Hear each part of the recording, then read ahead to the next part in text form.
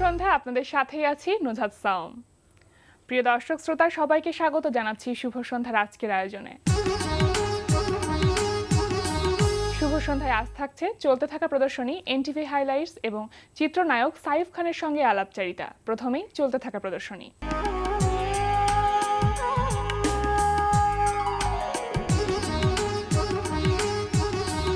শুরুতেই জানিয়ে দিচ্ছি চলতে থাকা প্রদর্শনীর সময়সূচি।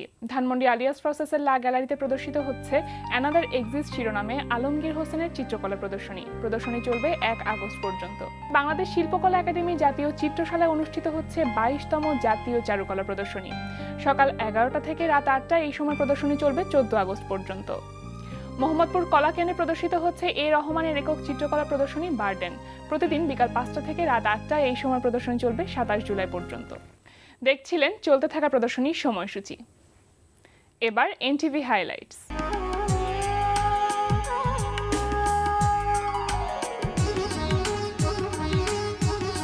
এবার জানিয়ে দিচ্ছি কি কি থাকছে এনটিভির রাতের অনুষ্ঠান সূচিতে।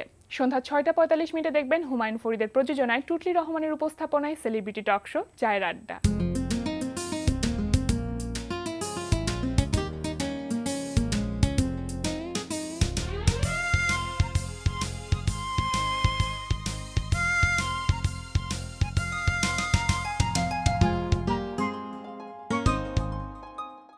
রাত 8টা 20 মিনিটে থাকছে মোহাম্মদ মোস্তফা কামাল রাজের পরিচালনায় ধারাবাহিক নাটক পোস্ট গ্রাজুয়েট। তুমি আগে দিয়া জানি সেরপনে তুমি বাসা দিয়ে আগে দিয়া বাইরে হয়ে যাই। মোর মতো স্মার্ট তুমি কবে বা কদি? হ্যাঁ, কবে বা smart? I think that I am also smart, and I also think that you are a responsibility person. Also, I am a responsibility person. So I try best of.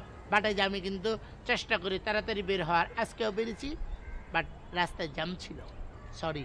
রাত 9টায় প্রচার হবে জাহাঙ্গীর চৌধুরী প্রযোজনায় সেলিব্রিটি শো বন্ধু তোমারই খোঁজে।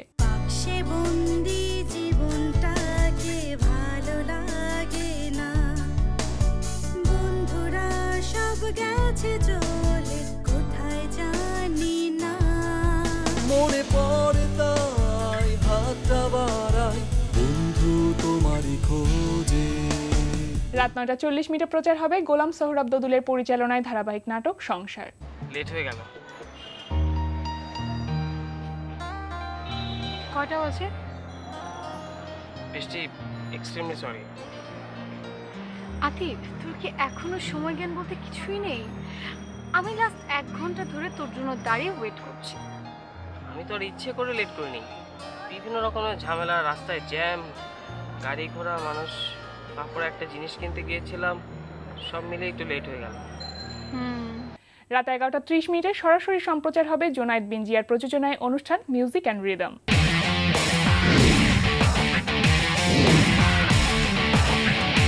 এই ছিল এনটিভির রাতের অনুষ্ঠান সূচি। এবার আলাপচারিতা। প্রিয় দর্শক, আমাদের আজকের অতিথি চিত্রনায়ক সাইফ খান। চলুন কথা বলি তার সঙ্গে। শুভ সন্ধ্যা। শুভ সন্ধ্যা। কেমন আছেন? খুবই ভালো। আগামীকাল মুক্তি পাচ্ছে আপনার অভিনীত চলচ্চিত্র মধু হই হই বিষ খাওয়াইলা, তো কেমন লাগছে এই মুহূর্তে? খুবই ভালো লাগছে। আমার 5th মুভি রিলিজ হচ্ছে মধু হই হই বিষ খাওয়াইলা। আচ্ছা, এটা চিটাগাংয়ের আঞ্চলিক একটি গান, খুব জনপ্রিয় বর্তমানে, মধু হই হই। তো এই গানটা আমরা ইউজ করেছি এই ফিল্মে। গানের যে প্রথম লাইন অনুযায়ী আমাদের ডিরেক্টর প্রোডিউসার আমাদের মুভির নামটা দিয়েছে। আচ্ছা, তো যেহেতু আগামীকাল মুক্তি পাচ্ছে, একজন অভিনেতা হিসেবে তো একটু এক্সাইটমেন্ট থাকে বা নার্ভাসনেস থাকে, আপনার মধ্যে কোনটা বেশি? দুটোই সমান সমান বলতে পারেন। কারণ এখন দর্শকরা কিন্তু হলে যাচ্ছে, বাংলা মুভির অবস্থা ভালো হচ্ছে, দর্শকরা যাচ্ছে সিনেমা হলে, বেশ কিছু নতুন সিনেমা হল সরকার বানানোর জন্য উদ্যোগও নিচ্ছে। তো সবকিছু মিলিয়ে এবং প্রায় 50টির বেশি প্রেক্ষাগৃহে আমার এই মুভিটি মুক্তি পাচ্ছে আগামীকাল। তো দুটোই কাজ করছে আসলে। আচ্ছা, এর আগে তো আরো 4টি চলচ্চিত্র আপনার মুক্তি পেয়েছে, এছাড়া কাজ তো করেছেন অসংখ্য। তো এই 4টি থেকে এবার পঞ্চমবারের মতন যখন কোনো চলচ্চিত্র মুক্তি পাচ্ছে প্রেক্ষাগৃহে, তখন আসলে কি মনে করছেন যে দর্শকদের কাছ থেকে রেসপন্সটাকে একটু বেশি পাবেন এবার? আমি তো আশা করি যে হয়তোবা বেশি পাবো। আর হয় কি, প্রতিবার যখন নতুন একটি কাজ করি তো দায়িত্ববোধটা একটু বেড়ে যায়। তো দায়িত্ববোধের কারণে একটু আশা করছি যে ভালো একটা কিছু হবে। আর আমরা খুব চেষ্টা করেছি, আমাদের পুরো ইউনিটি খুব চেষ্টা করেছে একটি ভালো মুভি উপহার দেওয়ার জন্য। আচ্ছা, তো এটা ছাড়া এই চলচ্চিত্র তো কাজ শেষ, মুক্তি পাবে, এছাড়া কোন কোন প্রজেক্টে এখন কাজ করছেন? আমার এখন যে প্রায় 3টে মুভির কাজ চলছে, আচ্ছা আবু সুফিয়ান ভাই যিনি আমাকে প্রথম ফিল্মে নিয়ে আসছেন, ওনারই একটি মুভির কাজ আমি করছি এখন, আচ্ছা প্রেমের কেন ফাঁসি। বাহ এখানে আমার কো-আর্টিস্ট হিসেবে রাকা বিশ্বাস কাজ করছে, সাদেক বাচ্চু ভাই, মেগাস্টার উজ্জ্বল ভাই, ডেনিস ইরাক ভাই, আরো অনেকেই আছেন। অনেক গুণী শিল্পীদের সঙ্গে কাজের একটা সুযোগ হচ্ছে এখন।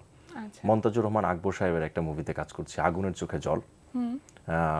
নার্গিস আক্তারের জৈবতী কন্যার মন, আপনারা জানেন যে সেলিম আলদিন স্যারের বিখ্যাত উপন্যাস জৈবতী কন্যার মন, এটা অবলম্বনে একটি মুভি হচ্ছে, সরকারি অনুদানের ছবি, নার্গিস আক্তারের ডিরেকশনে। এই 3টি মুভিতে কাজ চলছে এখন। আচ্ছা, তো জৈবতী কন্যার মন এই প্রসঙ্গে কথা বলছিলেন, আমাদের শ্রদ্ধেয় সেলিম আলদিন স্যারের অত্যন্ত জনপ্রিয় একটি নাটক এটি। সেখান থেকে যখন এরকম একটি চলচ্চিত্র হলো এবং আপনি সেখানে কাজ করার একটা সৌভাগ্য অর্জন করলেন, কেমন ছিল বিষয়টা? বিষয়টা তো আমার জন্য খুবই একটি মানে আমি কি বলবো, ভাষায় আমি প্রকাশ করতে পারছি না। এক হচ্ছে সেলিম আলদিন স্যারের একটি বিখ্যাত উপন্যাস, অসংখ্য নাটক হয়েছে, মানে মঞ্চায়িত হয়েছে নাটক, টেলিভিশনে নাটক হয়েছে এই সাবজেক্টটি নিয়ে। আর নার্গিস আক্তার একজন মানে কি বলবো, আমাদের দেশের একজন খুব গুণী একজন নির্মাতা উনি। নার্গিস আপুর সঙ্গে আমার কাজের সুযোগ হয়েছে, কাজে শেখার সুযোগটাও অনেক অনেক অনেক অনেক শেখার সুযোগ হয়েছে, অনেক গুণী অভিনয় শিল্পীরা এখানে কাজ করেছেন। আচ্ছা, তো কবে থেকে এবং কিভাবে এই প্রজেক্টের সাথে আপনি ইনভলভ হলেন? প্রায় 1.5 বছর ধরে আমরা এই প্রজেক্টের কাজ করছি, নার্গিস আক্তারের জৈবতী কন্যার মন। আর এটা অনুদানের মুভি তো একটু লেট হয় কাজের প্রসঙ্গে, আমরা একটা কাজ করি, দেন এটা মন্ত্রণালয়ে পৌঁছে দেখে, তারপরে একটা বাজেট আসে, তারপরে আপনাকে আমরা কোন চরিত্রে পাচ্ছি? জাহাঙ্গীর ফিরোজ। আচ্ছা, তো এরকম একটি চরিত্রে কাজ করতে গিয়ে নিজের কোনো প্রিপারেশন ছিল? প্রিপারেশন তো ছিল, ডেফিনেটলি মানে একটা প্রিপারেশন ছিল। আমাকে খুব হেল্প করেছে আহমেদ রুবেল ভাই এই ফিল্মে কাজ করার ক্ষেত্রে। নার্গিস আপু খুব ভালোভাবে ব্রিফ করেছে যে সাইফ আমি আসলে এটা চাচ্ছি, এবং খুব ন্যাচারাল একটা অ্যাক্টিং চাই নার্গিস আপু সব সময়। তো পুরো গল্পে আসলে এই জাহাঙ্গীর ফিরোজের ভূমিকাটা কেমন থাকে? খুবই একটা ভাইটাল ভূমিকা। এই উপন্যাসে যে আমরা চলচ্চিত্রটি করছি, এখানে পরীর যে চরিত্রটা নায়িকা, ওর উপরে হচ্ছে মানে মেইন ফোকাসটা থাকে আর কি। মানে পরীর জীবন নিয়েই কিন্তু গল্পটা লেখা হয়েছে। মন্তাজুর রহমান আকবর সাহেবের একটা ফিল্মে কাজ করছে, আগুনের চোখে জল।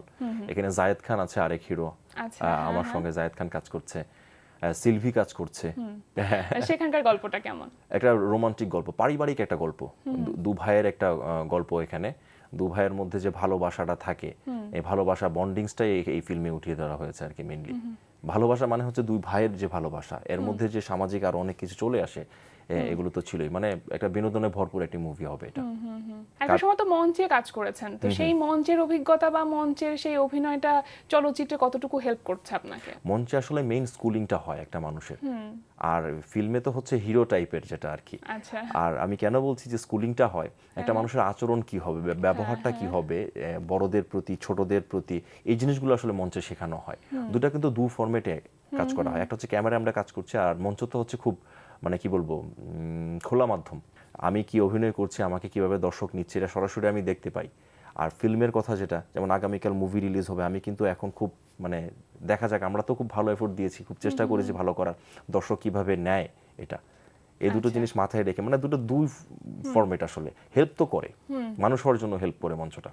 তো এছাড়া তো টিভি নাটকেও কাজ করেছেন, কোনটা বেশি ভালো লাগে, মঞ্চ, চলচ্চিত্র নাকি টিভি নাটক? তিনটা জিনিসই কিন্তু আলাদা। আমি বিজ্ঞাপনেও কাজ করি, তিন রকম অভিজ্ঞতা হয়। ফিল্মে তো অবশ্যই খুব মজা লাগে, ফিল্মে মঞ্চ থেকে আমি অনেক কিছু শিখেছি। আমি টিভি নাটকে যাদের সঙ্গে কাজ করছি, যেমন ফেরদৌস হাসান রানা ভাই, আমি ওনার দুটো ধারাবাহিক আমি করছি। একটা এনটিভিতেই প্রচার হয়েছে, মায়া, খুব জনপ্রিয় ছিল সেটা। তো ওনার কাছ থেকে যখন কাজ করি শেখা যায় আসলে। আর তিন ফরম্যাটে হয় কি, দর্শক কিন্তু 3 ফরম্যাটে আলাদা থাকে। নাটকের কিছু দর্শক থাকে, ফিল্মের দর্শক থাকে আলাদা, মঞ্চের দর্শক থাকে আলাদা। তো সবার সামনে আসলে নিয়ে যাওয়ার একটা সুযোগ হয়। এছাড়া তো বলছেন টিভিসিতেও কাজ করেছেন, তো এখন পর্যন্ত উল্লেখযোগ্য কোন কোন টিভিসিতে কাজ করার সুযোগ হয়েছে? আমি হেমকো কুকারেজের একটা বিজ্ঞাপন যাচ্ছে এখনো, হেমকোর যাচ্ছে, অকটেন মোবাইলের যাচ্ছে। আমি প্রাণ আরএফএলের বেশ কিছু বিজ্ঞাপনে আমি কাজ করেছি। তো কোনটা দিয়ে শুরু হয়েছিল ক্যারিয়ারটা? বাংলা সিনেমা দিয়ে, চলচ্চিত্র দিয়ে। আবু সুফিয়ান ভাই, ওনার প্রথম চলচ্চিত্র ছিল বন্ধু মায়া লাগাইছে, আমার সঙ্গে কো-আর্টিস্ট ছিলেন নিপুণ, সাদেক বাচ্চু, কাবিলা ভাই, মিজু আহমেদ, ওনারা ছিলেন, আরো অনেকেই ছিলেন। এটা দিয়ে আমার মানে শুরুটা বলতে পারেন, যাত্রাটা। তারপর হচ্ছে মঞ্চ, তারপর হচ্ছে আমি টিভি নাটকে এখন কাজ করছি হচ্ছে শেখার জন্য মূলত। রানা ভাই আমাকে খুব স্নেহ করেন, আমার খুব কাছের বড় ভাই, এই কারণে ওনার সঙ্গে আমার কাজ করা হয়। আমি পাশাপাশি আরো কিছু ডিরেক্টরের কাজ করছি, ডিএ তায়েব ভাইয়ের প্রোডাকশন আমার কাজ হয় রেগুলার। সাধারণত আমরা দেখি যে টিভি নাটকে কাজ শিখে তারপর চলচ্চিত্রে কাজ করছে সবাই, কিন্তু আপনার ক্ষেত্রে ব্যাপারটা একেবারেই উল্টো। তো এই ব্যাপারটি কিভাবে ঘটলো? ওই ছবির সাথে বন্ধু মায়া লাগাইছে, এই ছবির সাথে আপনার ইনভলভমেন্টটা কিভাবে হলো? এই মুভিটি 2009-এ রিলিজ হয়েছে আবু সুফিয়ান ভাইয়ের। আমার খুব ইচ্ছে ছিল আমি অভিনয় করব। আচ্ছা, আমি মডেলিং করতাম তখন, আমি বিজ্ঞাপনে তখন কাজ করেছি। খুব ইচ্ছে ছিল আমি যে কোনো ভাবে আমি পর্দায় আসবো, সেটা নাটকে হোক, চলচ্চিত্রের মাধ্যমে হোক। আমার হয়তো বা কপাল খুব ভালো ছিল, আমি ডান্স শিখেছি, ফাইট শিখেছি এর আগে। তো একদিন হুট করেই ভাইয়ের সঙ্গে আমার দেখা হলো। ওনার চিফ এডি ছিল নিজাম ভাই, ওনার সঙ্গে একবার আমার পরিচয় হয় কাকরাইলে। উনি আমাকে ওই দিনই নিয়ে যায় সুফিয়ান ভাইয়ের কাছে, বলে যায় আবু সুফিয়ান নামে একজন ডিরেক্টর আছেন, উনি একটি ছবি বানাবে। তো টাইটেলটা বললো বন্ধু মায়া লাগাইছে, তো যদি আপনি কাজ করতে আগ্রহী হন আমাদের সঙ্গে যোগাযোগ করতে পারেন। স্বপ্ন নিয়ে যাই, উনি আমাকে দেখেন, আশ্বাস দেন এবং বলে যে ঠিক আছে তুমি যোগাযোগটা মেনটেন করো এবং আরো শেখো, নাচ এবং ফাইট তুমি কন্টিনিউ করো, দেখি আমি কি তোমাকে নিয়ে কি করতে পারি, আমার একটা পরিকল্পনা আছে। আচ্ছা, স্বপ্নের কথা বলছিলেন, তো স্বপ্নটা দেখা শুরু করলেন কবে থেকে? একেবারেই ছোট থেকে কি? প্রথমে আমার স্বপ্ন ছিল আমি ক্রিকেটার হব। আচ্ছা, যে কোনো এক ঘটনার চক্রে আমার ক্রিকেটার হওয়া হয়নি। তো এরপরে হচ্ছে আমি অভিনয় করব। মানে আমার কাছে সবসময় মনে হয়েছে যে একটু ব্যতিক্রম ধর্মী কোনো কিছু করার। মানে মা বাবার স্বপ্ন তো সবারই থাকে ডাক্তার, ইঞ্জিনিয়ার হওয়া, আমাদের যেটা ছিল আর কি মা বাবার। তো আমার কিন্তু ছিল হচ্ছে আমি হয় ক্রিকেটার হব। ক্রিকেটার যখন হতে পারিনি, দেন হচ্ছে আমার অভিনয়ের প্রতি আমার ঝোঁকটা আসে আর কি। আমি প্রচুর সিনেমা দেখতাম আগে, সিনেমা দেখতাম, নাটক দেখতাম। সালমান শাহ আমাদের সিলেটের, তো ওনার প্রতি একটা প্রেম ছিল, ভালোবাসা ছিল। সালমান শাহ সিলেটের ছেলে, আপনিও? আমিও সিলেট, হবিগঞ্জের। আচ্ছা, এটা আঞ্চলিকতার ব্যাপার। কি ধরনের পরিকল্পনা আছে?